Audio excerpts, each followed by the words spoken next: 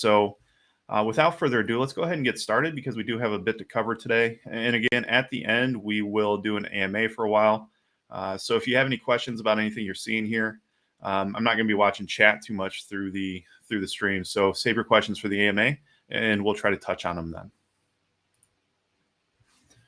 All right. So again, I'm Joe Haley, the mayor. I think I have the week and day correct here. Had some folks trying to update me on that as well. Thank you.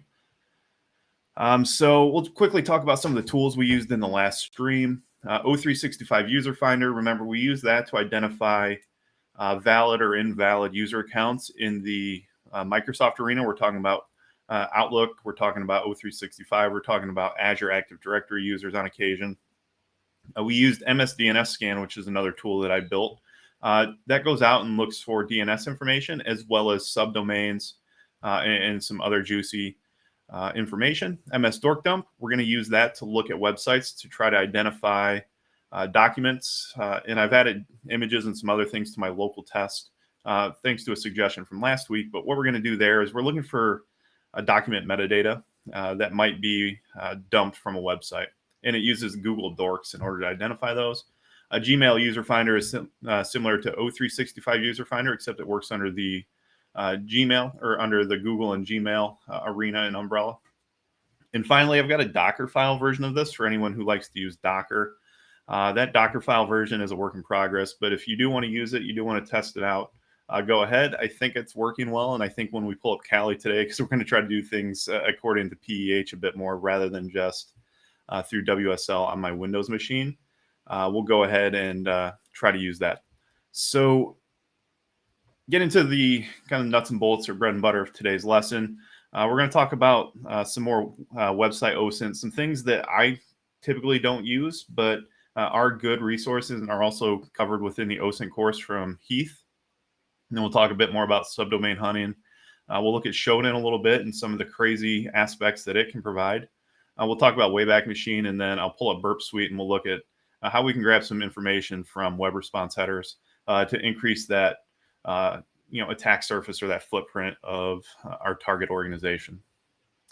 So I'm going to pull up a browser, and I've got a bunch of these open, so bear with me while I try to find which one I want. So we can talk about Built With first. And Built With, we're just kind of going to go through these as we go down the list. So Built With is a technology lookup. It's kind of really neat. Again, this is something I've not used myself, but say we have a in-scope target. Our client has given us a website that they want us to test, and we can do something like tcmsec.com,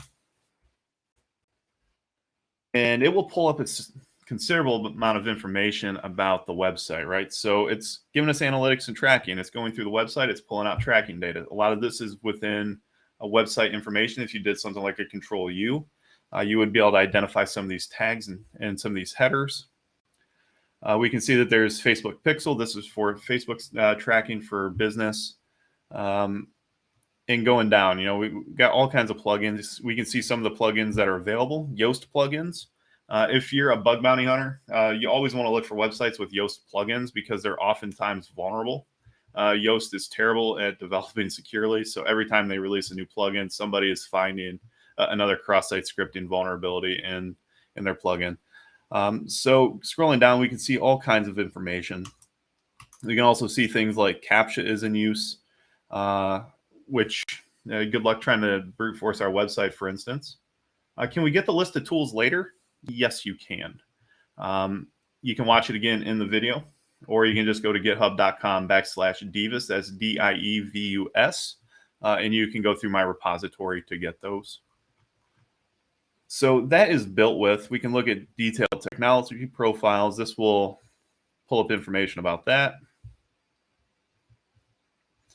And again, it's just giving us the first time it was detected, the last time it was detected. It's talking about that it's a premium technology, which means it's most likely had to be paid for. You all forget about Greenshot? Absolutely.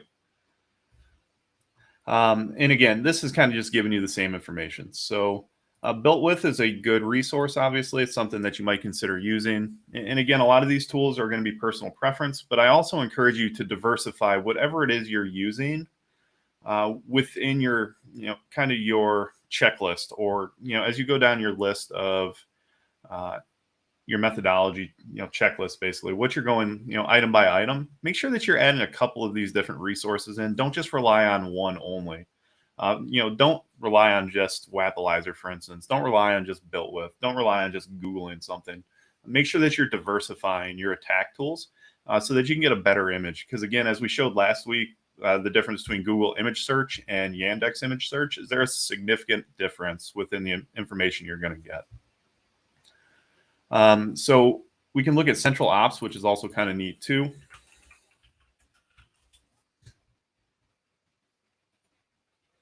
And they have something called a domain dossier, which is really, really cool. So if we can select all of these items. And then if we did something like tcmsec.com, it will come back with, a considerable amount of information. We're getting the website IP address, which could be good if we want to look at something like Shodan down the road and we want to see if, we can identify any open ports or juicy ports that are open that shouldn't be, if remote desktop protocol is open, or if, there's a insecure, FTP, or if telnet is available. Those are things you wouldn't want to necessarily see facing externally, and those could be things that you can use to expand your attack surface. We see we got the whois record. Take whois with a grain of salt, folks. Whois is one of those things nowadays where more and more we're seeing anonymity behind whois. You can pay an extra few bucks when you register a domain to have somebody else manage that, so you're not releasing or giving out information about who you are. You're not giving out information about the address or email addresses and the like. So take whois with a grain of salt, truly. You can discern some information about it. For instance, you can see A2 hosting here is being used as name servers. We have the registrar is enum domains.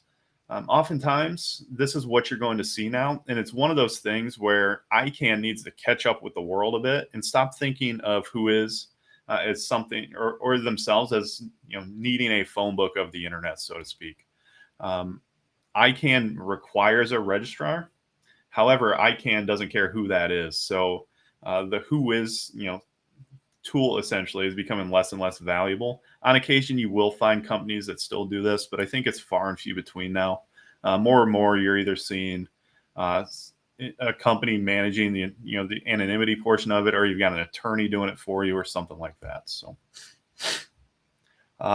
additionally, you can scroll down, but you're not going to get anything of value with our domain. You can see that its state province is North Carolina. This might be a requirement of whoever's managing or hosting that domain name in order to at least provide a state, which could be good, right? If we have tcmsec.com and we have nothing else but a state, that that breaks it down from 50 states to maybe one state, or maybe one country, or maybe one province, or something like that. So there is some benefit to it, but you are going to have to dig into it more. So we get some additional network information. Again, this is all about who owns the IP addresses. We have DNS records, which there's a boatload of ways to get DNS records. We showed you MS DNS scan last stream. And I don't know if I have one of those open right now. And I do. I apologize. I told you we wouldn't use too much of PowerShell or WSL. But here, for instance, is just another DNS scan of Tesla. And you can see all kinds of websites, subdomains, and IP addresses. So this is doing something similar as to what this tool is doing when it's going out and looking for name servers, and it's looking for subdomain IP addresses and IP addresses. We have some ports open. We see FTP is open, SMTP is open. But again, this is on whoever owns the domain. This isn't necessarily on the TCMSec domain. So you have to be careful of that if you're looking at this, to make sure that some of this stuff could be in scope or it's not in scope. But that's central ops. It's another tool that you can add to your tool belt. And certainly, again, diversity is great when it comes to everything, as well as our penetration testing. We have DNSlytics next, which is an online investigation tool. And all we have to do, again, is type in a domain name. So we'll use tesla.com. And we see that, we get some statistical information, and then we can start digging into some more information. So we have topleveldomain.com, general information, hosting information. We can see who is hosting that domain name. And again, it's going to be a commie. We have name server records, excuse me. We can see who is hosting that name server. We have mail records, Microsoft.com. And over here, we see that we've got Outlook.com. It's likely if you were able to test this organization, which I don't believe it's in scope to brute force Tesla's email addresses.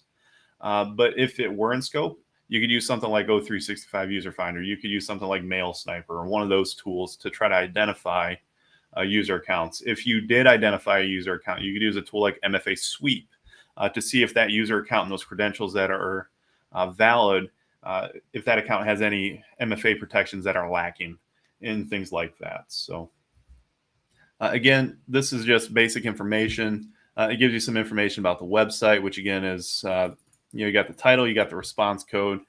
This was a direct, it wasn't a redirect. So you got a 200, you have the who is information.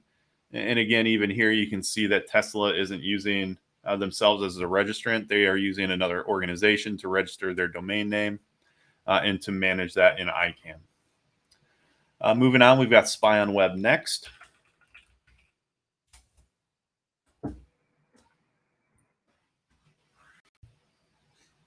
And if we put in Tesla.com, we can see that we get some information back about Tesla. We have an IP address, which is coming from Whois. We have the Alexa rank for whatever reason. And we have an IP address, and then we have some name servers here. Not a ton of information available, but there is some.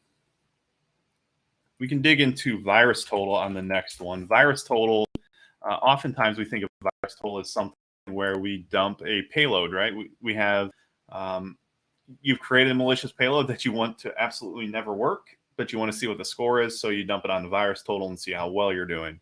Or you might be a threat hunter, or you might be a SOC analyst, and you get something that looks malicious. You can take it to virus total and see if it's already been paired with something else through an indicator of compromise, or if you're maybe the first person to find it and you want to upload it to virus total, not only to find out what malicious activity that might be behind it, but also to make it available for other people who might identify this as well.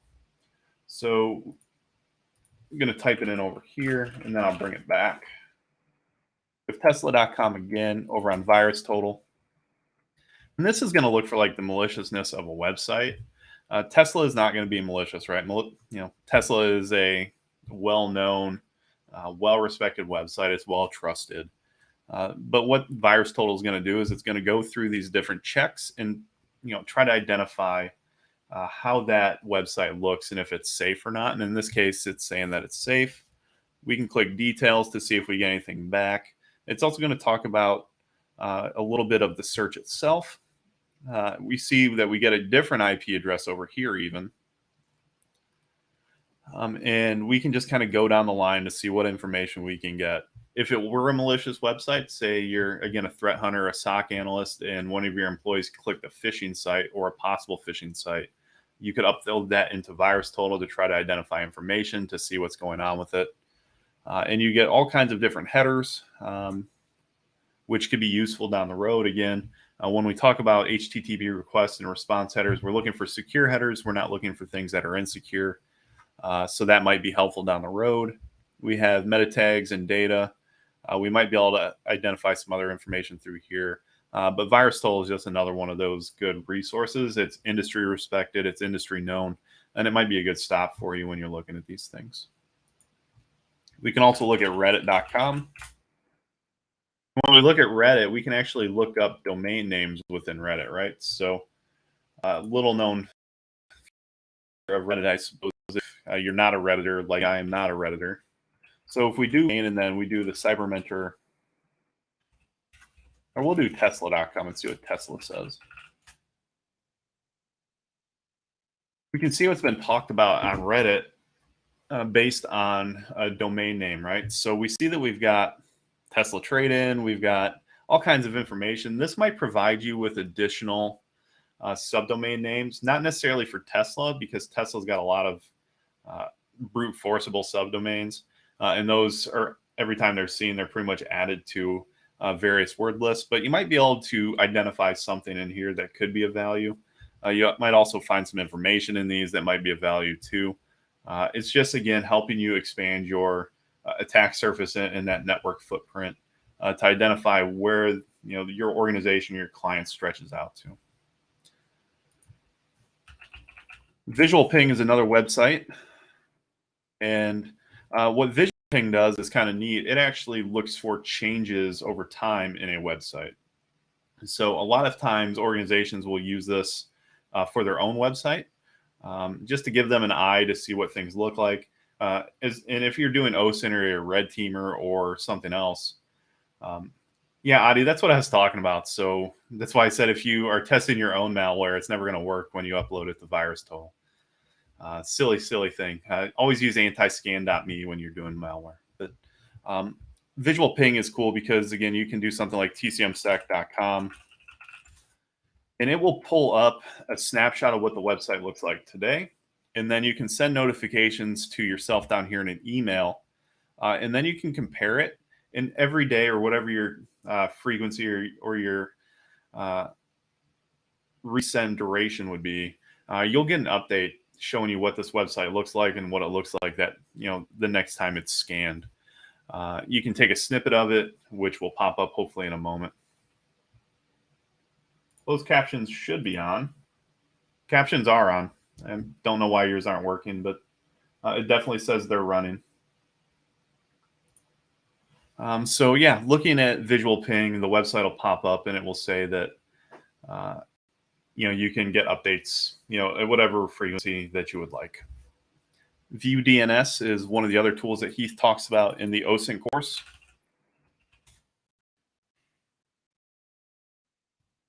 And this is going to be another DNS related tool for the most part. We're looking at all kinds of different information here. You can see it's kind of a pain in the butt. It'd be nice if there was an all. I don't think there is an all, but you can look up, individual information based on whatever your needs are. You can look up free email lookups. So for instance, if you want to see if gmail.com has free email lookup.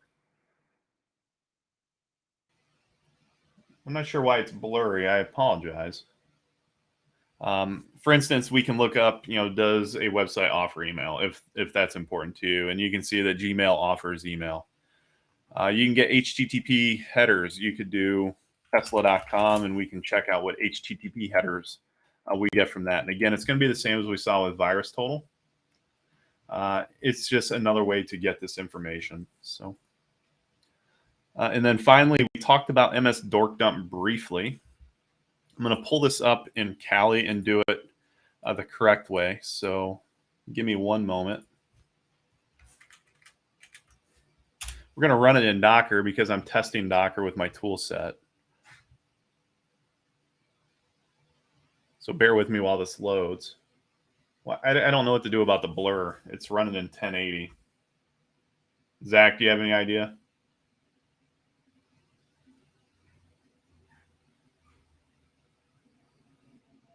Yeah, you guys don't need to keep saying it. I understand you guys can't see anything, but it's showing on our end. Okay, guys, stop saying anything about the stream. We understand. Give us a second.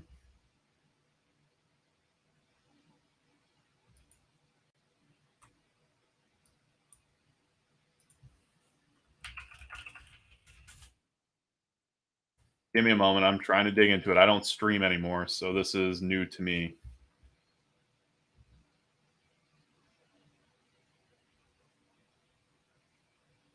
All right. We should just stuck to WSL maybe. Can you all see now?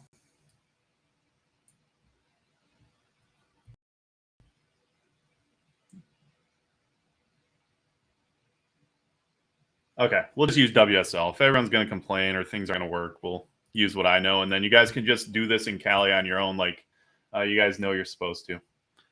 It's definitely not my operating system. Stop the nonsense, please. My computer is fine. I've got a 2060. It works just fine. I've got 1 gig internet. There's nothing on my end that I'm trying to do here. It's the stream. It's not me. All right. So We're going to pretend this is in Cali, so nothing else breaks with you guys, I guess. But again, if we look up dork dump,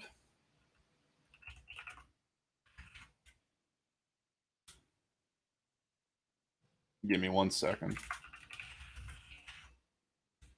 You dirty dog.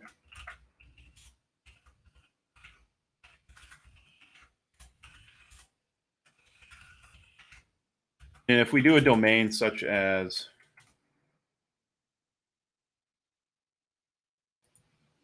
if we do a domain such as Tesla and then a D, oops, sorry, wrong. That's a T, then a D.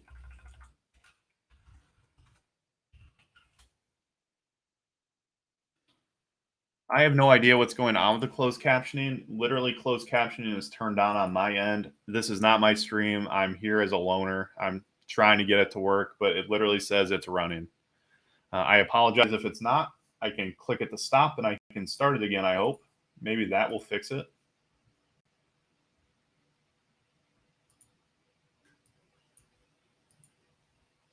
But I can't promise it's going to fix. I am grumpy. Some of you are being rotten. There's no need for it. Okay, so again, if we look at trying to gather information or open source intelligence about a company, we can look at metadata. We can look at document metadata. We covered this briefly in the last stream. I'm going to cover it again just really quick. We can see that we get information about stuff. Here, for instance, we have an author named Andrew Chan. That could give us information about somebody within the company. In a larger company like Tesla, it's probably easy to find who this person is. We can go to LinkedIn, we can go to the company webpage. Maybe they're an executive, maybe they're a manager, maybe there's somebody that's well known. In a smaller company, it becomes more difficult to identify people. As the footprint shrinks, so does the accessibility of their employees. So this information, as we talked about in the last stream, could be really, really important. And we see that we got a lot more here. For instance, we have Dean Bunch. We can see that they're saving Word documents as PDFs, and so on and so on. So just one other way that we can dig into a website Osint and company Osint as we continue to work. Continuing as well, now we're going to talk about subdomain hunting, and we're going to have to use Cali a little bit here. So again, hopefully things aren't completely borked for y'all. I don't want to keep dealing with the complaining. But the first tool we can use is, we talked about it last week, and I'm allowed to show off my own tools. So again, if we're doing subdomain hunting, we can use a tool like MSDNS scan. We're going to pretend that you're looking at this within Kali so that everybody knows that the course is based on Kali Linux and not WSL. And that course support will not be provided for WSL. It will only be provided for Kali Linux. We did not skip View DNS. We looked at View DNS, and it's a whole bunch of boxes that you have to fill out individually to find individual information. One moment.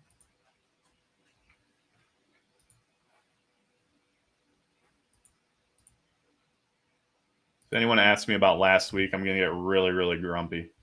Like you, official Rob Mel. Okay, so it's briefly just looking back through subdomain hunting because that's what the section is that I was asked to talk about today. So again, one way to identify subdomains is this tool that I built. We can also do Google dorking, which again, we did a little bit last week. We're going to recover it slightly today. Please bear with me. So we can go to google.com.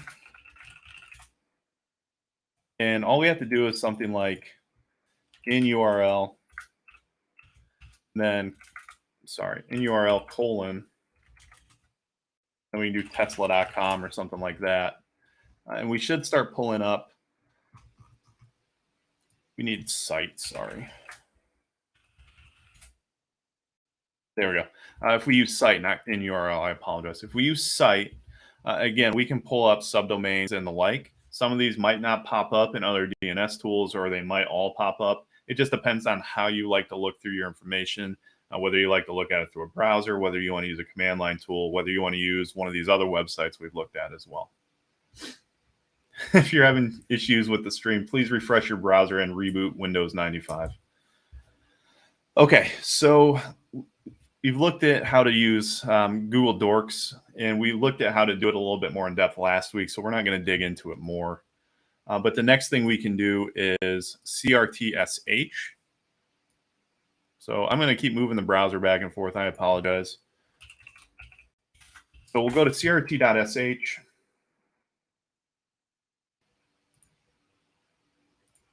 And what we can do with crt.sh is look up additional information, subdomains, DNS information about a domain. So if we use an operator, so if we use the % and then a period, and then we use tesla.com, it'll provide a significant amount or considerable amount of information more than what we would have seen if we just used tesla.com.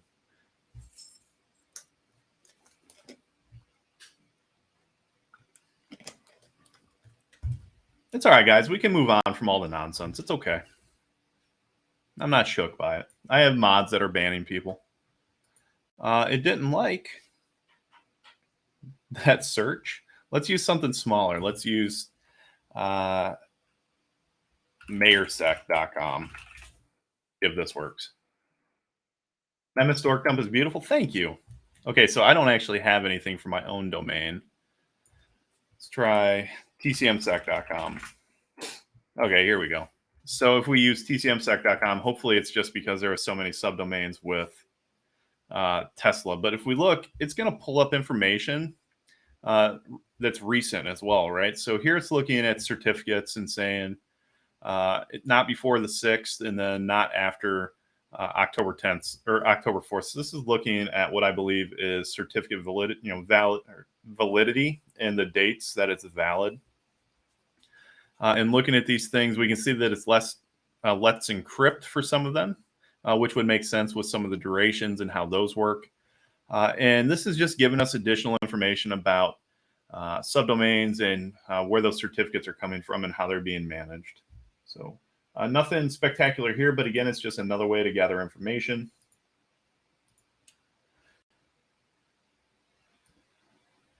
We have pentesttools.com, and I'm just going to pull this up in another one so I don't keep moving the browser and annoying people. So let's go to pentesttools.com, which is a payware site. It's something you need to pay to use, but I do believe a couple of uses out of it. And I'm going to look up pentesttools.com subdomains just because they have a subdomain scanner.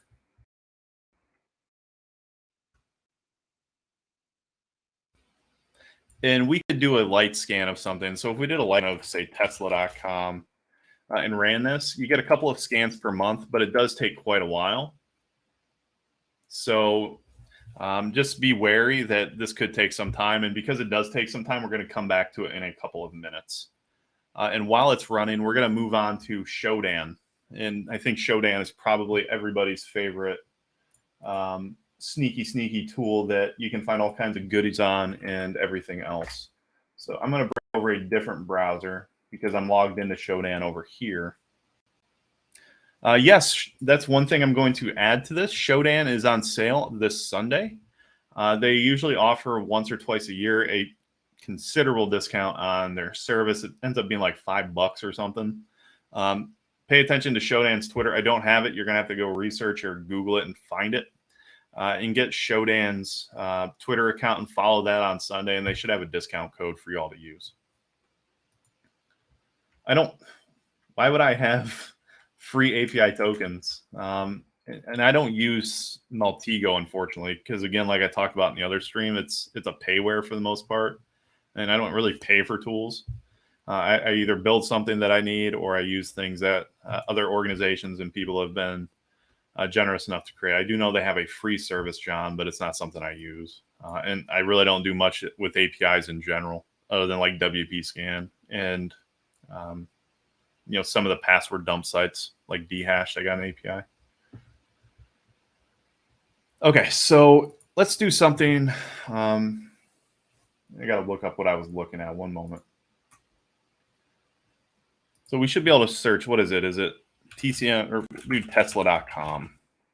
Or let's do city, actually. Let's do city, Atlanta. And I'm going to use this because this is what Heath uses in the Osint course, I believe. And we're going to show you kind of some of the dangerous things that you can identify with Shodan and really kind of the state of network security in general, naturally you're going to find some things that are probably honeypots.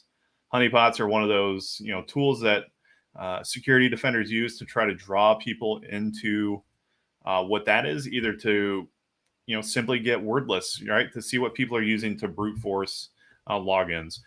Sometimes they're doing it as some sleight of hand. They're creating this big, juicy looking target out here in the front that's going to be obvious and easy for people to find, and they think it's going to be an easy exploitation.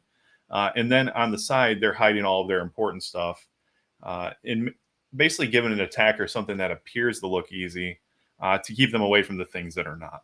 So take some of the things you see on Showdown with a grain of salt. And remember, while you can look at these things, while these websites are live and available, you do not have permission to attack any of them unless they have specifically given you permission to do so. So please, please, please don't be a jerk when you go to Showdown. Find something like this, start clicking on it, and start brute forcing what you see. Please do not do it. It's not allowed. It's not permitted. And there's probably no good faith. Here in the United States, for instance, you saw that the Department of Justice released a update to the CFA and said basically we are not going to prosecute people who are good faith testers. Come to Showdown and just screw them with websites is not good faith testing. It truly isn't. You're coming here to just do things that you probably shouldn't be doing. Good faith testing is things like companies with vulnerability disclosure programs, or you're on a website and you see something that's grossly vulnerable and you contact them. Good faith is not just going down this list in Showdown, claiming good faith, and then trying to hack everything you see. That's just not the case. But some of the things we can find that are dangerous is if we did here, this port 3389, I think we can use. Is that what it is? Maybe it's RDP. Give me a moment. I don't use Showdown ever for anything, so.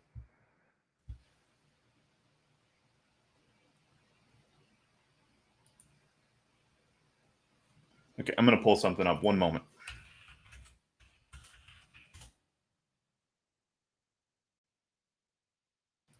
We want remote desktop or something. Give me one moment. Why do I not use Showdown? Because I have no reason to use Showdown. Here we go. I have no idea why I would or what I would use Showdown for, honestly. One, I'm a pen tester. I pen test companies. I mean, I could look to see if a company has something live, but I can also do that simply by it being in scope and going and looking for that or scanning it through the permissions I have with the rules of engagement and the contract. So for me personally, there's not a whole lot of value for Showdown because I don't do anything outside of pen testing when it comes to hacking, other than some bug bounty stuff in like hunter.dev. All right, so we have all kinds of crazy stuff right here. We can see we got server 2012. If we scroll down, we can see that we've got login screens for remote desktop. If we click browse images, this is where the scary stuff begins, right? And we start looking at all this information that might be available.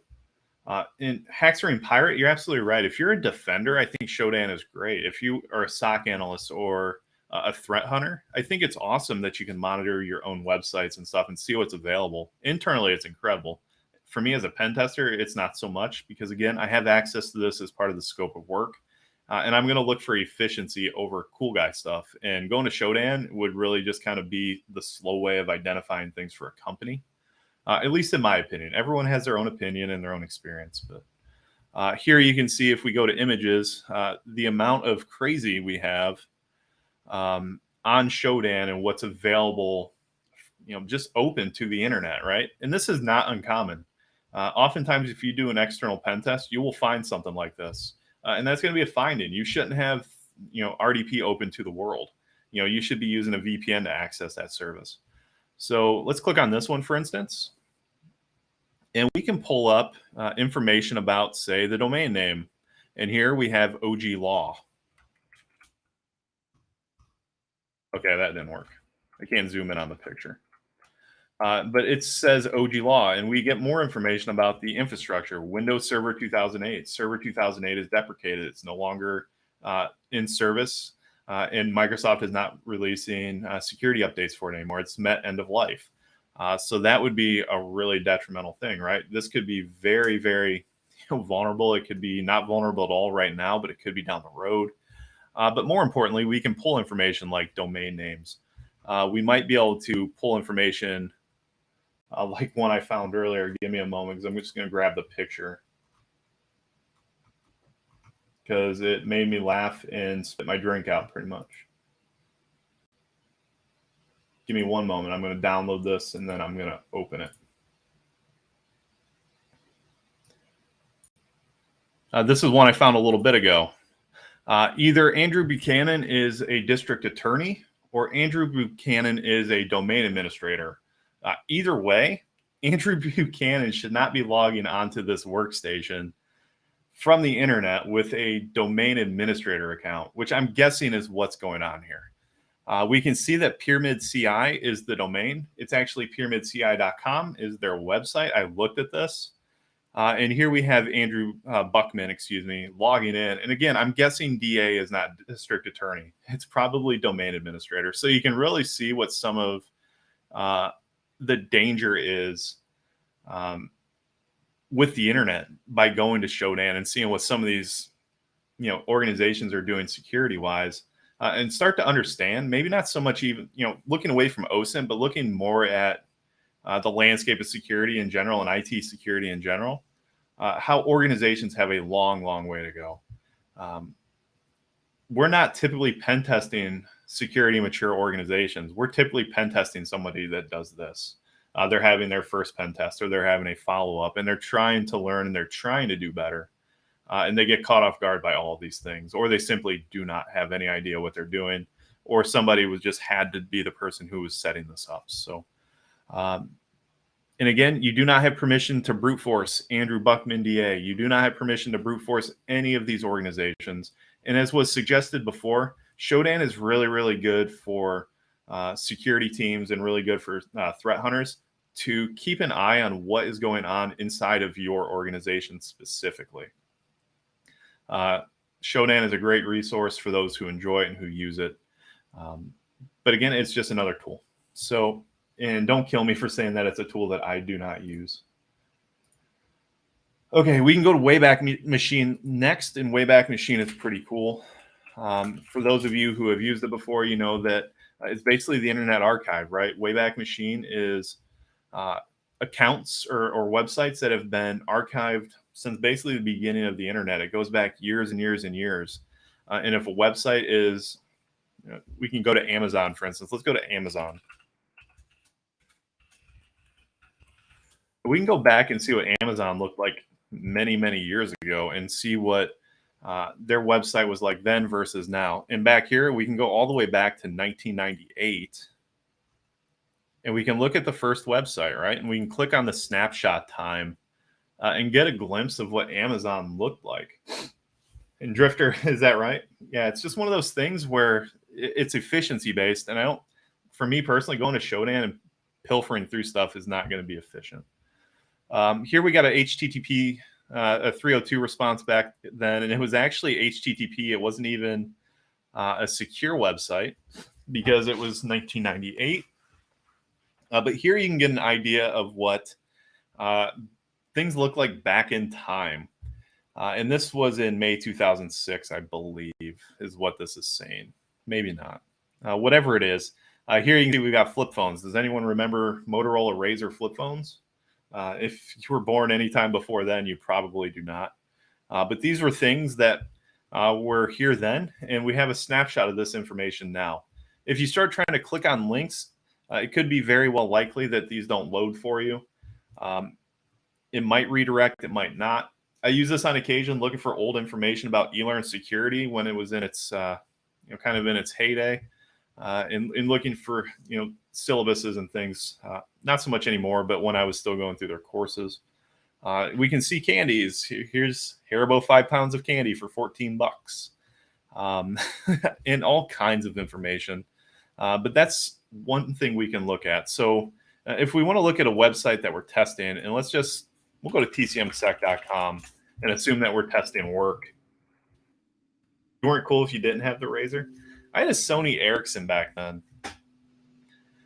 So here, if we click we can see that it goes back until probably 2000.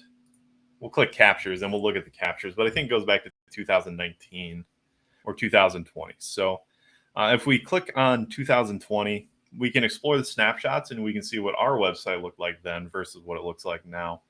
And this is a way that you can find information that's no longer available. If a website is trying to mature or an organization is trying to mature and they're seeing that, their pen test company or is saying, take your users off here, get rid of that, employee database or that, employee list with all their phone numbers and their emails. There's no reason to have this, outward facing or externally facing. It may have been archived by Wayback Machine. So even though it's not available anymore, it's most certainly could be back then. We're talking about hospitals, we're talking about healthcare centers, we're talking about attorneys and other companies that were well known at one time to leave their information freely available externally. And they may not have had information or web servers internally to access those services.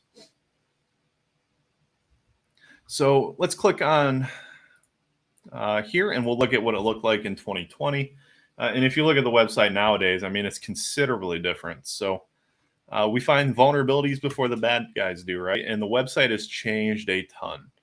This was probably one of Heath's earliest formats.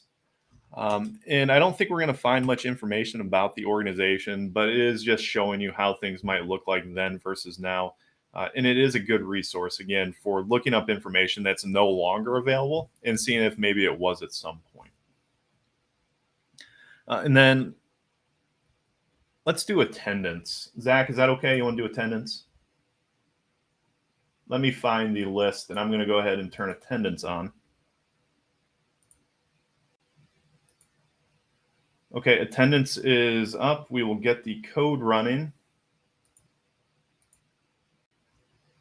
And the code is whoops, wrong stream for everyone who was here Monday. Whoops, wrong stream. You have to go to the link in the description there coming across the bottom and head and sign up for that. So whoops, wrong stream. That's for all of you folks who beat me up on Monday. But yes, so that is Wayback Machine. And then finally, we're going to talk a little bit about response headers. It's cute that I ask him for stuff. It's because I have no idea in the world what I am doing whatsoever. I'm completely just not streamed for so long. What about those pagers? Do you think that was vulnerable? We're talking about like the old Motorola pager that you wore on your hip. Hold on, I gotta fix something. Give me one moment. I gotta stop all the stuff. Give me a minute.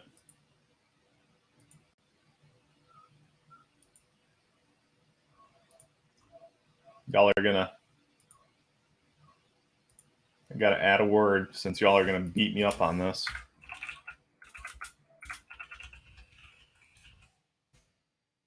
Okay, you can't say that anymore.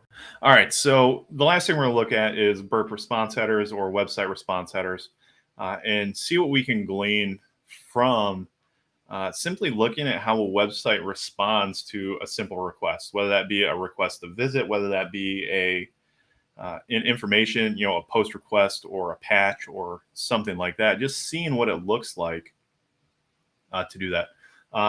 Really quick, Def Not a Pen Tester says, is it better to not share responses? Absolutely. You want to strip those from your website as much as possible. You don't want to be, providing that information publicly where able. There are some websites or, CRMs and website builders that make it incredibly difficult. Again, looking at you, WordPress, you make it incredibly difficult to just outright cut out response headers and those things. WordPress is inherently insecure like Windows by default, and it's just a pain in the butt to make it more secure.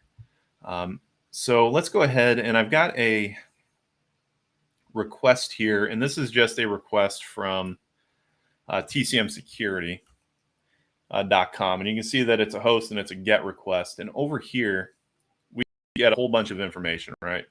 We see that it's powered by PHP 7.3.33. Where else can we see that information at? If you remember, we can also see that information from something like Wappalizer to some extent. So if we go to tcmsecurity.com and we click on Wappalizer, we can also see that some of these headers are in here, right? So it's just another way. And actually, it's not here anymore. Good on you guys. However, it still shows up in some response headers. So while it might be stripped from, say, metadata or from control U basically and looking at source code, on occasion it is still available. But with Burp, we can see that it's PHP 7.3.33. When we think about PHP and we see that it's open externally, we start, our brain starts spinning. We're thinking about things like my PHP admin. Is there a my PHP admin, directory somewhere? Can we get to this login page for my PHP admin? Are we able to log in with default credentials? Are we able to brute force those credentials? So these are things that you're able to look at and try to build, again, that attack surface, right? That's what all of this Osint is about, is building our attack surface, building our attack package, looking at the footprint of an organization. You could curl it too, right? I don't know if that's going to come through in curl, though. Let me check.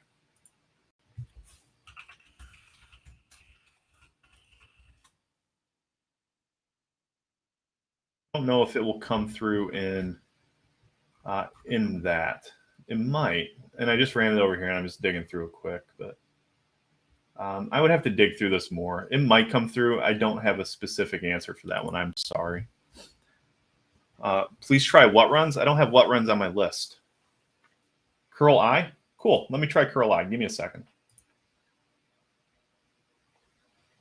If I can get PowerShell to open up. And again, we're not using PowerShell for the course. Let's do Tesla.com.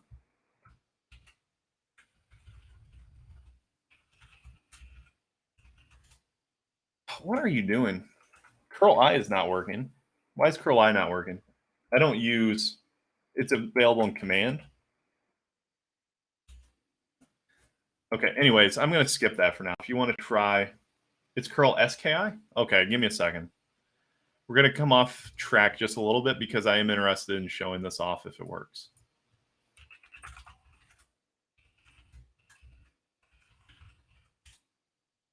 It says that there's not a parameter. It might be a Linux thing. It's definitely not working in PowerShell, though. But anyway, so we're looking at response headers, and we're trying to figure out if we can get any information about the operating system, about the dependencies, about the web server, and all of that information put together. We can pull up just another one just to look at what another website might look like quick. Yeah, I was up, and definitely it is time to stop attendance. So hopefully you got that done. I'm clicking the stop button. 2656, 2,656 people attended today. So thank you all so much for what you guys came and signed into.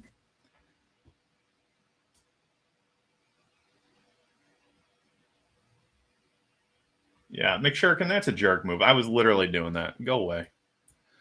Okay, so we can open up a browser quick, and we'll just look at one more. And I'll turn our proxy on. We'll just go to Tesla.com. Don't want that. And we'll just send this to repeater, and we'll see what the request would look like over here. And we see we get a redirect. So if we redirect to that, we get all kinds of additional information. Here, for instance, we see Tesla is running on Drupal or Drupal, depending on how you would do it. Yeah, Shrath Kumar, it wasn't working in PowerShell. You got to remember I'm using PowerShell. We see that we've got Drupal 9. If you had something older like Drupal 7 or Drupal 8, you might be vulnerable to something like Drupal Geddon, which is, if anyone knows, one of my favorite web exploits of all time. We have some other stuff like this weird edge server. We have a random subdomain here, which might be of value to when you're expanding your attack surface also. And, that's just another look at, what those web response headers might look like. I have no idea what census.io is. I apologize. I'm not sure what that is.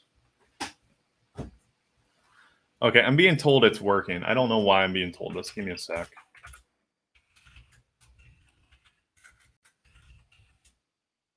Okay, it works with command. It doesn't work with PowerShell. I was using PowerShell. It was not working with PowerShell. But there you go. For instance, if you want to look at um, curl in a command prompt, it is like that. You can see the server is Akame, which we saw earlier when we were looking at DNS stuff. So.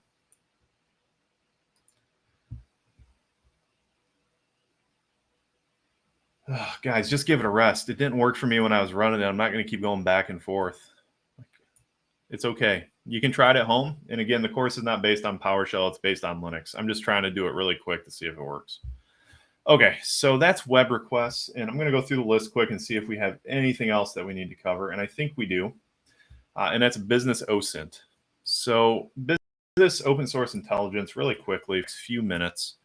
Is how we can look at information about a business and see what we can glean and identify. We've been doing some of this the entire time, right? We've been looking at business OSINT, we've been looking at LinkedIn, we've been looking at social media and everything else to see what we might be able to find about an organization, because that's who we're testing in the end. So if we start just simply, we can use Google or LinkedIn. So let me pull up a LinkedIn account. And we did a little bit of this the other day when we were looking at identifying accounts, but we can also get more information about, itself, the company size. We can get information about, those users themselves. We can identify titles and role within the company too. So I'm going to pick on TCM security like I have done. I'm going to pick on it for a specific reason, and it's because a lot of people who don't work here somehow end up on our page as working here, and LinkedIn does not allow a company to remove people who don't work there who say they work there. We do not have 42 employees, for instance, but say we did have 42 employees. If we click this, Steve is an employee, but Tim Koo, I have no idea who you are. But at some point you had us as employment experience. So if we click Tim Koo and we look at Tim Koo's employment experience, we might be able to find that guys, enough with the curl stuff. It's okay. Just relax on it. We don't know who Tim Koo is. We can click Tim Koo and see why it says they worked at TCM Security. And I have no idea why. It says partner program affiliate. So at some point they were an affiliate with the academy, or they still are, and they listed that as work experience. So that's why Tim is on here. We have a whole bunch of other people. This Heath Adams guy, I have no idea who he is or why he says he works here. But you can see that there's a lot of folks that work here. Say we're trying to target one of the developers for a company because we want to see if they have a GitHub repo to see if they've got any secrets or hard-coded passwords or things like that. We can identify those individuals. Right? We can look at them and see what their task or title or role at a company, and then start to break it down to try to identify, maybe where Evan here has a GitHub repo, or if he does, and what that GitHub repo might have in it. So, we can see that he's a senior security engineer, previously Ottinger Digital Labs, a 6th gen software engineer. So this is telling us that Evan is likely a developer or has development experience.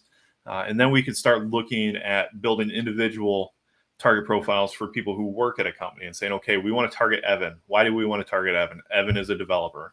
What value might Evan have? Evan might have code somewhere. Okay, where can we find that code? Is it on GitLab? Is it on GitHub? Can we find Evan somewhere sharing information about GitHub? And starting to look at that information and breaking it down piece by piece to put the whole puzzle together. So that's how, in ways that we can use that. We can also, simply look at the business itself to see if the business has posted anything. And I have a tweet somewhere. Give me one moment because it's incredible. Zach from our team just posted something about, just recently at a video about don't share your badges online, right? And we can all imagine what the danger of sharing badges online is. So here is an AT&T post from last year. Alicia is 18 years ago. I walked into an office, right? Really proud. Alicia's been working there for some time. She's showing her first badge when she started all the way to her last badge. Alicia is proud to have been at AT&T for 18 years. However, Alicia has also shown you the exact look of those badges over time. So if you're Zach on a physical pen test in Chicago, which is going to be a true story, if you're Zach on a physical pen test in Chicago and you're looking for ways to break into a building and you want to try to social engineer your way in, you're going to look for ways that people might buy into as being truth. Would it be truthful to say that you work, you personally work at a company and you get the badge for, Acme.corp, which is who you're pen testing, and you make a badge for Acme.corp, but the person at the front desk has no idea who you are, or your badge doesn't work, or you can't check in, you're not going to have a good chance of getting in the door. However, using social engineering, you can start to identify uh, who the service provider for an organization might be. Okay, say Alicia works at Acme.corp or Acme Corp in Chicago. You find the address to Acme Corp, and you find out that the local, telephone or the local cable or internet provider or whatever AT&T does, or whatever's in that area is AT&T. Okay, great. Now it's starting to make sense a way that you might be able to get in. A company is likely, if they have AT&T services, to allow the AT&T employee in to service something. So you look for information like this. You look for badge information. You're looking for something that you can use to identify a possible way into the company. And this is what you're doing here. Can you show the back of the badge? That would be one of those things that you would want to ask somebody when you're checking badges. If they aren't from your company, do you have a work order? Okay, you can make up a work order. But your company, if they're going to allow people into the building, they need to keep up with what badges look like. They need to have that in a binder at the front desk with security so they can look at and identify that exact thing. This is his story matrix. So looking at these things, you can say, okay, this is a badge created in May of 2021. This is probably an up-to-date badge at that time. You could start to build out a badge to allow yourself to get into the company and pass yourself off as a legitimate employee. So again, going back to Zach's story, Zach found a badge. Zach made badges. Zach got a T-shirt. Zach got stickers. Zach got a ladder and a clipboard. And Zach looked like he worked at AT&T. And they went into that place and they broke in and they got into the building and they were wandering around. Why? Because somebody was able to share badges online and you're able to look at that badge and recreate it. It's truly not that difficult when you think about it. So this is one of those things as a business, you need to not be praising, you need to be securing. This is not something that you want. You do not want somebody to be able to identify the only way you're restricting people getting in and out of a building. This is not okay. So that's one thing that we can use to look at business OSINT. There's also other information such as open corporates. Open corporates goes out and scrapes and identifies information about corporations in general. So let's do TCM security. And this is really good if you're looking for like business filings. You're trying to figure out where a state is incorporated at. You want to pull down files from secretaries of state and whatnot. So, here we have TCM Security Incorporated. We can see where the business is at. It's incorporated in North Carolina. We can get addresses where it's incorporated. And we can start digging through more and more and finding more information out. We can click on this. We can look at when the last filings were. Those are corporate filings that have to be filed once a year. That could give you an idea if the company or the corporation is even valid anymore. So we see that we had a filing in 2022, 2021. These are all most likely required filings according to North Carolina. You can start looking this information up. Say you want a signature, right? Maybe you need a physical signature for something.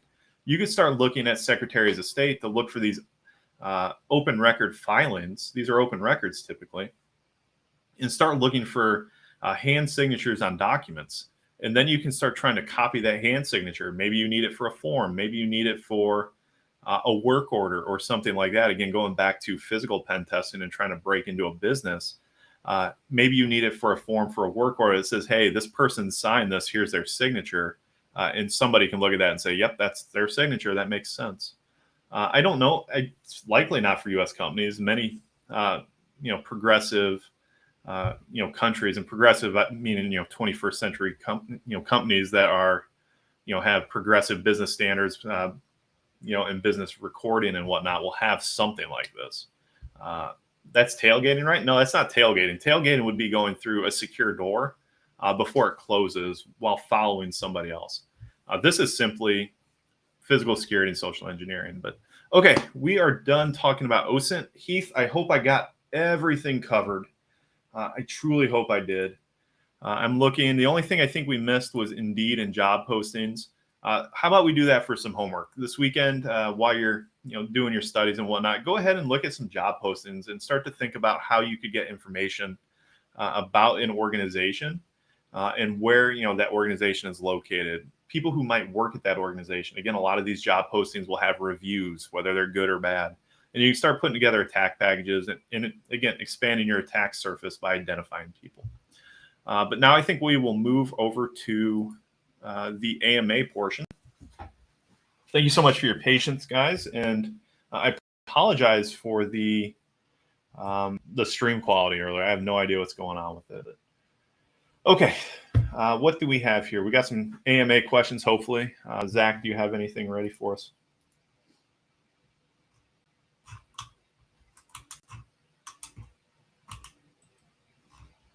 Nothing yet? Okay. Can we turn, can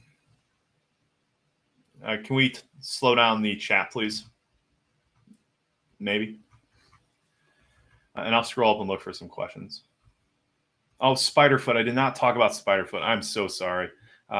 Spiderfoot is, again, a tool that does a lot of what we talked about today all by itself. It's just built into it. It's got passive reconnaissance. It's got active reconnaissance. I apologize I didn't talk about it. Stop into Discord and we can chat more about it, though, if you would like.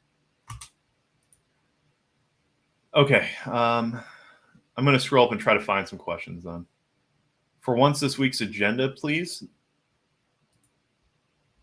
I don't have this week's agenda. I had today and what we covered today. I don't have an agenda written up. I'm sorry. Could I talk about, okay, why do we need to fix the header from WordPress even though the information is shown in Wappalizer? If you strip or remove the headers, it won't show up in Wappalizer at all. Wappalizer is not, it's not a tool that just breaks through security and says, hey, just because your headers aren't here doesn't mean that I'm not going to identify it. Wappalizer is a static tool. It's looking for static information coming back from a website. So it only knows what the website is telling it. So it's no different than if you were to strip the response headers to look at something through Burp Suite. You're literally only going to see what is being given to you by the server. So yeah, that's why. First pen test technical interview today. Any last minute tips or things to look over? Do not BS the interviewer. If you do not know something, say, I do not know this. Can I please email you after the interview, no later than the end of today or something? And again, don't speak it like I am, just trying to make it up as you go. Say, I don't know. And it is okay to not know something. They don't expect you to know everything. When we interview somebody, we're looking at folks who are humble enough to say they don't know something, humble enough and eager enough to say, I will go find it for you. Plus, we're looking for people in junior positions that are trainable. We don't want somebody necessarily for a junior position that's coming in as a know-it-all. Sure, it's great. But, that person, might not conform to, say, organizational, qualities or organizational standards and things like that. They might already have their mind made up. I look at it as a quality for somebody to be willing to say, I don't know something, or I don't have an answer to something. So the best thing I advise you to do is don't BS your way through, and just, if you don't know it, own it and own it to them. Good luck with your interview.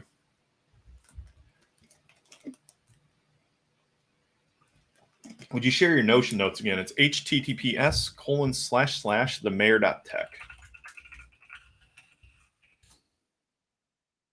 Does business OSINT include compromising evidence for somebody? We don't want to compromise people. I'm not sure what you mean by that. I don't want to, the point isn't to get people in trouble when you pen test. The point is to help them improve security. So I'm not sure what you mean by compromising evidence. Are they a sex offender or something like that? That's not up to you to tell the organization about. They have their own background check policies where they're simply looking through an objective lens at security itself. Can I be a penetration tester without a degree? Yes, you can. Um, there's surely plenty of penetration testers who have no certifications and no degrees. It will take you a different amount of work than somebody who does have those kind of check the box resume bullets, but it's absolutely possible. It's going to be difficult. The things we learned today are all passive recon today. And if we perform passive recon, that's not illegal. I mean, we're just finding the information. It's open source intelligence. Absolutely. Those are things that you can go to Wayback Machine. You can go to Who Is. And those things are all passive reconnaissance, in my opinion. When you start to dig into if you're using tools to, do more than port scanning, so you're trying to find, feedback on what service versions are available for a server, what, RDP, what services and their availability are. I think it gets into more active reconnaissance. Anything that you can glean from a website, from a plugin, from a basic Nmap scan, I think is all probably going to fall within passive. The Nmap thing is kind of borderline between passive and active. But the things we did today, no, I would consider most of those passive.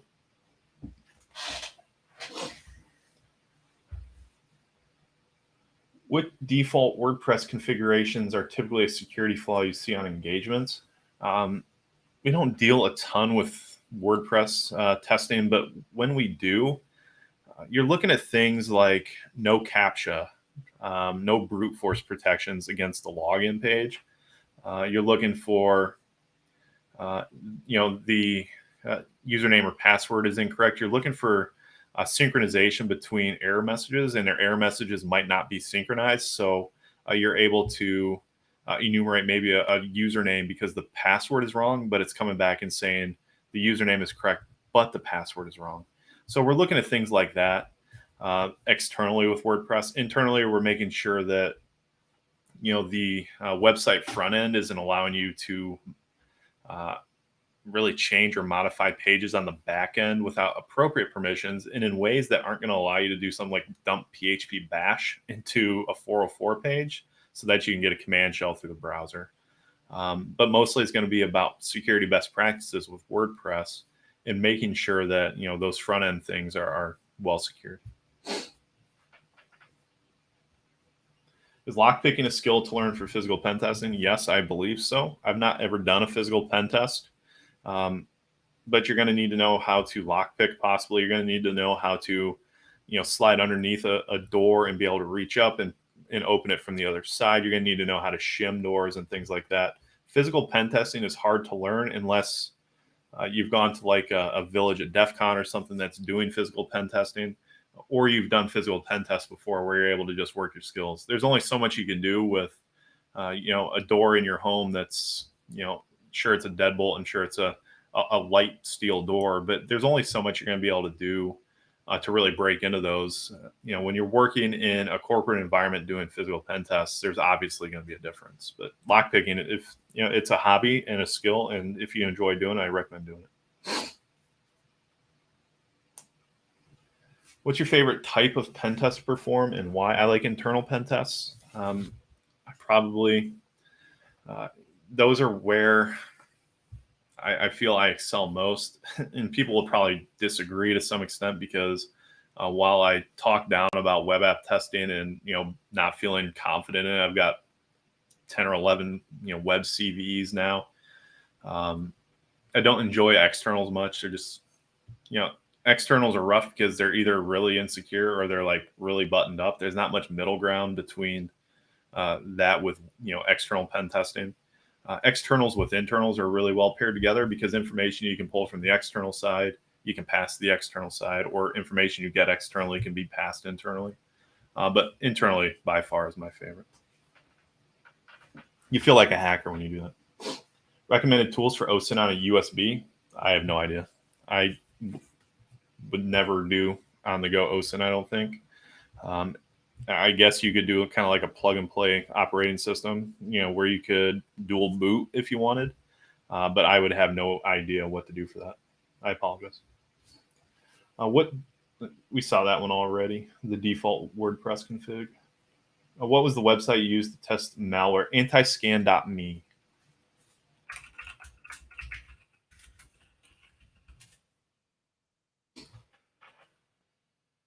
Your thought process seems really honed for pen testing.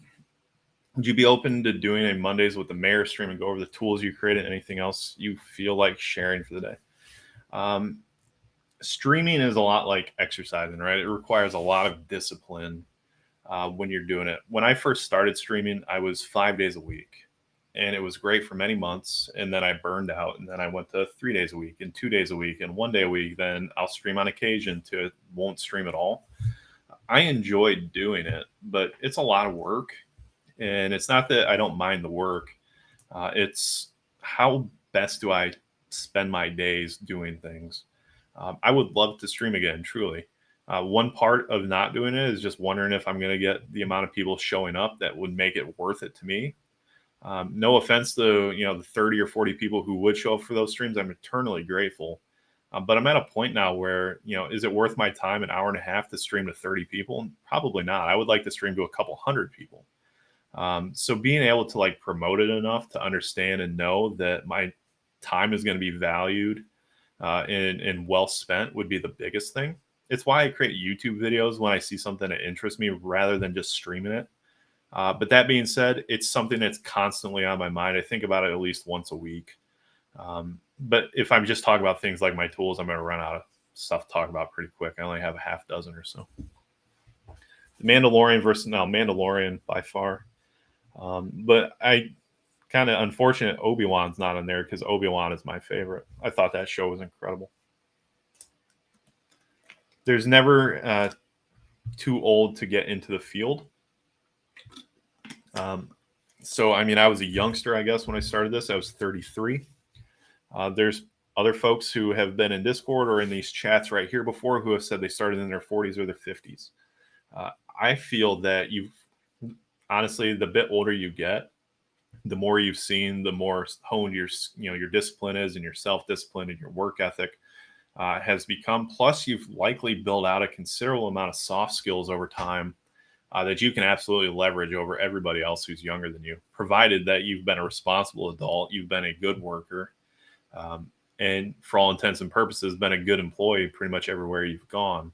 If you just kind of skated through life and you're starting when you're 42 and you think and it's something you're hoping you can just sham on until you retire, probably not going to work. But if you're a hard worker, you're motivated and disciplined, I think you're just fine. Yeah, absolutely. I encourage you to do it.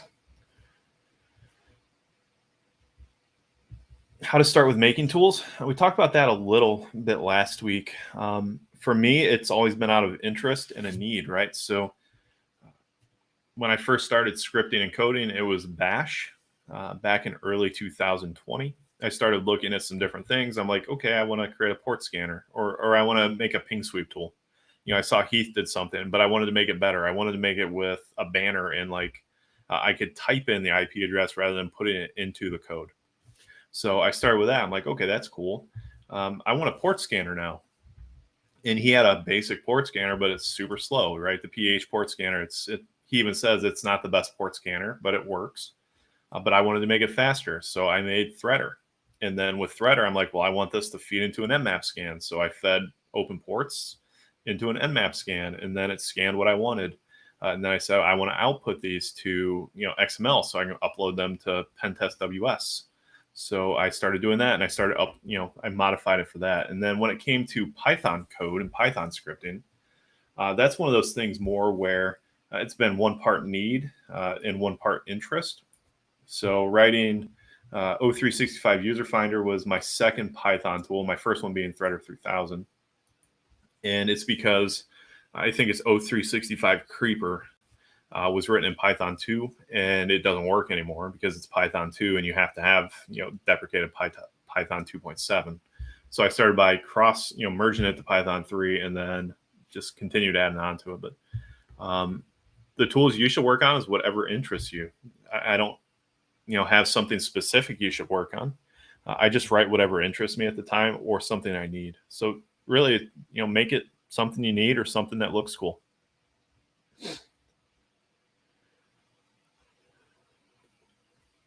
Best method or way to host a secure web server to counter some of these Osint actions you went over, since WordPress is inherently insecure. I've never been a professional web developer, so take this with a grain of salt. Um, Securing web servers, you need to make sure that you're controlling the output of the server itself. So configure your server to not leak information. Make sure the server is not leaking, PHP 7.6 point whatever. Make sure it's not leaking, the server type. Make sure it's not leaking the underlying operating system type, right? Sometimes you'll see in Wappleizer that it's an Ubuntu system. That's being leaked from the web server, right? That information's coming from somewhere. Um, you'll want to look into web development and secure web development more than what I can actually offer you an answer on.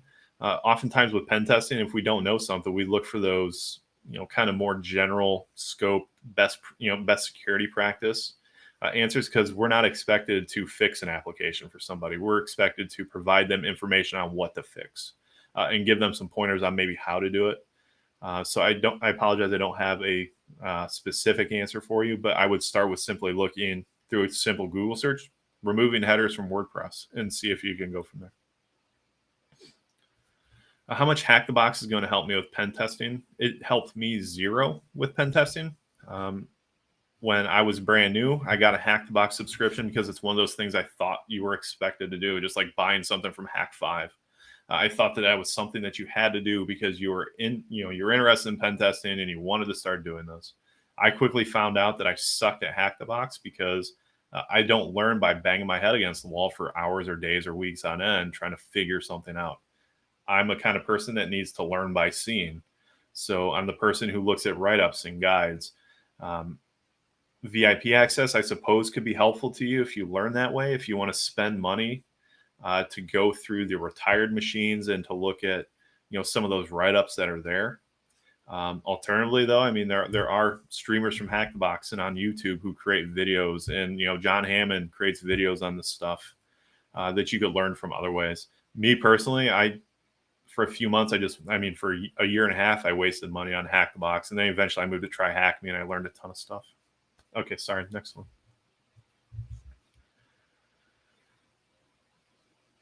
What are your career goals? I don't have any. I wrote a LinkedIn post about this recently. There's this assumption in the kind of corporate world that you as a person and your employees have to have goals because that's kind of what's always been expected. I'm a dog chasing my tail. I've got general ideas, maybe where I'd like to be someday, and moving up somewhere. I don't intend to just be a pen tester my whole life. I'd like to work as a CTO or as a COO or something, maybe. But I don't have any indication of when I'm going to make that move. I have no interest in doing it right now. And really, I don't set goals, and that's going to sound weird to some people. And I posted on LinkedIn, and I had some people kind of just like shortchanging my beliefs in that, which was unfortunate. But I also had a lot of people who were agreeing with it, saying I don't like to set goals too. Goal setting works for people who goal setting works for. Me, I see something that interests me and I try it, or I might try it down the road, or I've got a whole bunch of things that interest me, and when I have time, I'll try it out.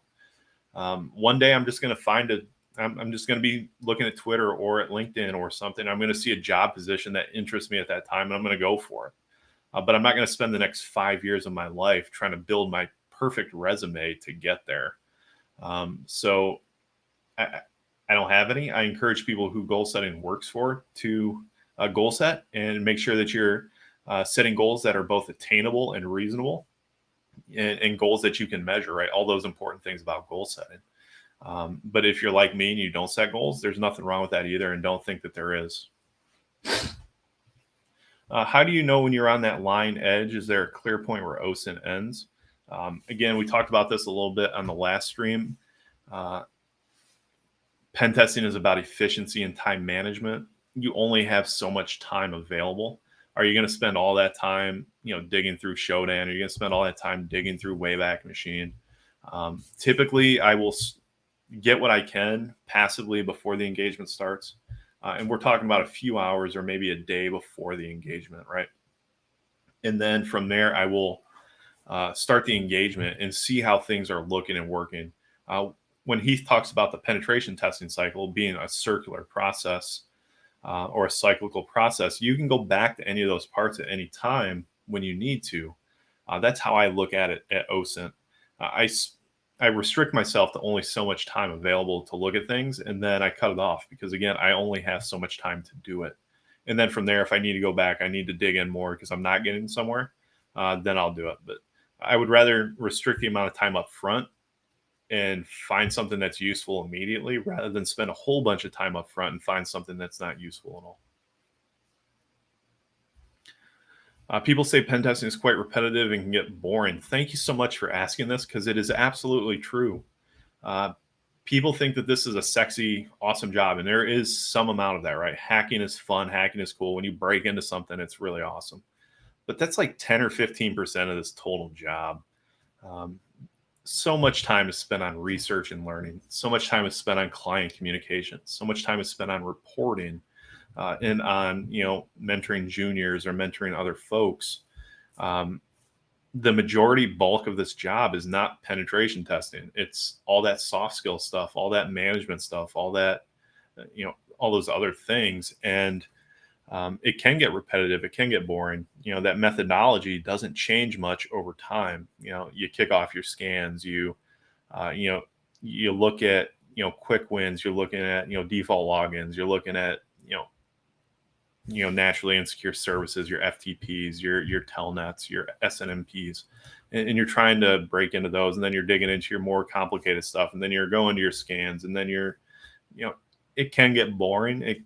But it is sprinkled in with some really awesome stuff, right? When fire off something internally, or you kick off man in the middle six, and you kick off NTLM relay, and you've got a user account, and you use escalate user flag, and you're all of a sudden a domain administrator. That's awesome. That's pretty cool, and that's not something you see very often.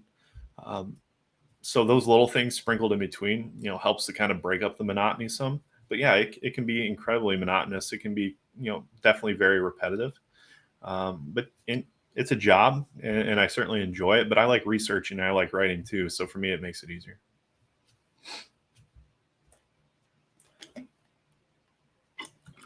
All of TCM Sec is 100% remote. My previous job was 100% remote was offered, or I could have commuted to Indianapolis or like Boston to go to the offices there. And I mean, those are between a 9 and a 20-hour drive, I think. So neither of those was going to work. How to build a process or methodology for internal web application pen testing. Internal web application pen testing is no different than external web penetration testing. Um, Except for internally, you're seeing a variety of different web servers. You're seeing maybe ESXi, or you're seeing printers and things like that. But no, I mean, there's the methodology is quite similar. Um, so I mean, the methodology is pretty much the same in my opinion. You might see some different things on occasion where you find credentials hiding inside of a print server that you can pass around if it's in scope. But web server is a web server. Using Burp, I love Zap. I really like Zap. I've had things where Zap has found it and Burp is not. I've had things where Burp has found it and Zap is not. I think it comes down to organizational culture at that point. And if your organization is a Burp shop, or if they're a NetSparker shop, which is big, expensive junk in my opinion. It just depends on what the shop uses, or what your team uses. And the bulk majority is probably Burp Suite Pro, because it's a low cost option. It's well designed and well configured and well maintained. But so is Zap. So I think it just ends up being a preference thing at that point, and how your company decides to use its money. It's creating 1 million directories in Linux. It's 100% real hacking, right? We absolutely know that every time you land on a Linux machine using the username Pi with Raspberry as the password, you create at least 1 million directories to see how it responds. No, it's total clickbait. No offense to Chuck. I mean, he's got a huge following. He's certainly helped out a lot of people learn things, especially like his CCNA content. But that kind of stuff, I'm assuming, is just playing the algorithm and the mess that YouTube is, unfortunately, and playing off people who are coming into the industry, who are going to not follow the guy with 100 followers or 500 followers or whatever. They're going to follow somebody who has millions of subscribers, because they think that amount of subscribers is equal to quality education, or intrinsic value and knowledge. No, creating a million directories is not pen testing. It's not hacking. It is clickbait. No offense again to Chuck. He's a good guy. But I just think it's a disservice to the field to be creating those things and writing hacking on it, because it's not. How do you choose which vulnerabilities to start attacking with after having done sufficient recon? Again, the quick wins. You're looking for FTP servers that are insecure. You're looking for telnet that's insecure. You're looking for login pages that might have default credentials, and those kind of things. Quick wins is what I call them. You can call them whatever you want. And then move into the more complicated things, or looking at network security, or looking at actual vulnerabilities, whether they exist now or whether you're finding them outright, and seeing what you can do. Hunter.dev, is it beginner friendly? Kind of. If you go to medium.themayor .tech, if you go there, I've got 4 articles, I think, written there about my experience with Hunter so far.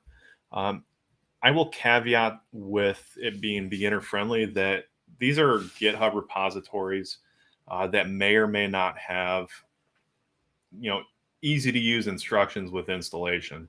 You're going to have to figure out how to use most of these. There are some repos on there like Vim. There's constantly Vim exploits being found on there with heap overflows and things, where people are getting CVEs like crazy just by inserting a different character into the last proof of concept and getting something new.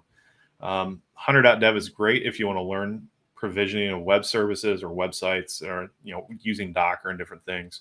And then looking for vulnerabilities, it's been great because a lot of these repos, they don't have a security team. These are labors of love. These are projects that they've created, maybe starting in college, and that they've carried through and had some success with.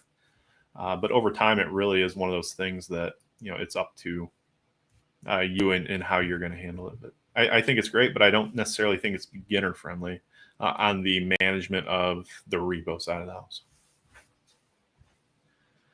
A few more questions here. How do I deal with imposter syndrome? I remind myself that I worked for Heath Adams and he hired me. This was his baby, and it still is his baby. Working for Heath at first could be really intimidating because it's Heath and you want to be able to stand up to the quality of work that he can put on. But he trusted me at that time to be a penetration tester for him, and he trusts me now to be the lead of his pen test team. So really, imposter syndrome is gone for me. For anyone who's struggling with it, put what you know in perspective. Your imposter syndrome comes when you compare yourself to somebody else, right? You're imposing. You're being an imposter of somebody else. So stop comparing yourself to other people. This is something huge in like the bug bounty world, where you'll have people who, quite honestly, I think they're jerks.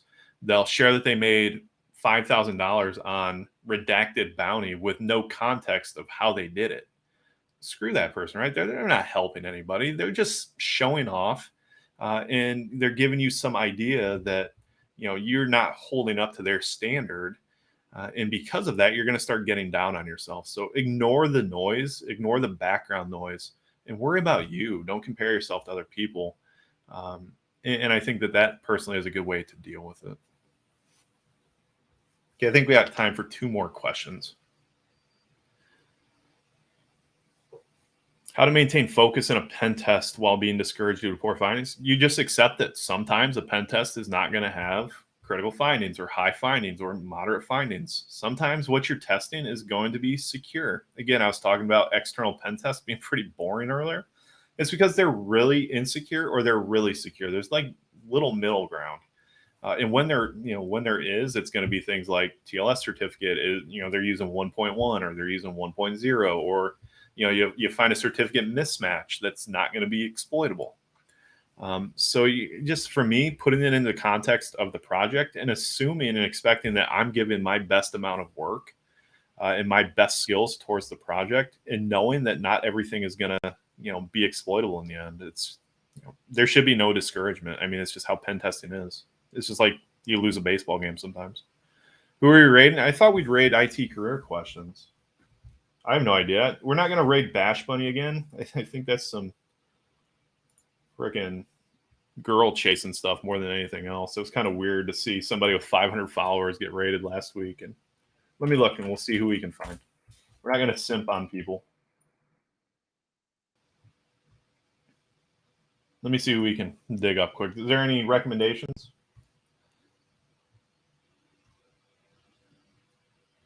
Token Viper? Who's Token Viper? All right, we'll raid Token Viper. I have no idea who that is. All right, Token Viper, I hope you all have a really great weekend. Enjoy your time together. Take some time off this weekend, please. Don't just sit around and hack the box all weekend. Go outside, get some air, have some fun, spend some time with your kids, your family, your spouse, whoever it is. But you'll see Heath again next week. Thank you guys so much for bearing with me this week and hanging out. I hope you learned something, and I'll see you around. Take care.